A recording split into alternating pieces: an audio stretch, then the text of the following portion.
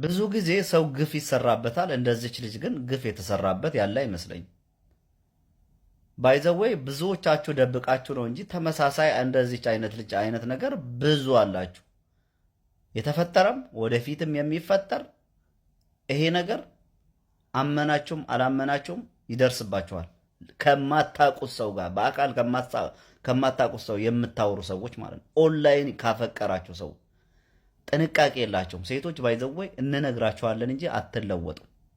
አንደኛ ከውጪ ከማታውቁት ሰው ጋር ስታወሩና ስትጀናጀኑ እባካችሁን አንደኛ በገንዘባችሁ ጥንቃቄ አድርጉ። ሁለተኛ በምትላላኩት የራቁት ቪዲዮ ጥንቃቄ አድርጉ።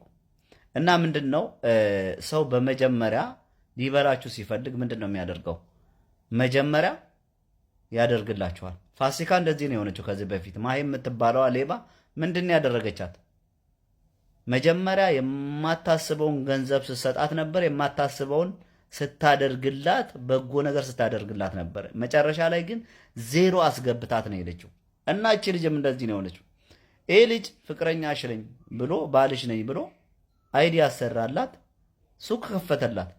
ከዛ ግን ምንድን ያደረጋት? ምሰራውንም ተበድራም እንድትሰጠው ባሌ ነው ብላ 100% ካመነች በኋላ እንደዛ እያደረገ ይሄ ብቻ ሳይሆን ባሏ ነኝ እያለ ከሌላ ሰው ገንዘብ ሲበደር የኖረ ባለጌ ስድ፣ ሚስቱን አስቀምጦ ሴት አስቀምጦ እናቱ ያለች ሴትን ልጅ የሚዘርፍ ስድ ባለጌ ግማታ። እንደዚህ አይነት ነገር አይፈጠር። አንተ እኔ የምነግርህ ነገር ህይወትህ ወደፊትም ደስተኛ አትሆንም።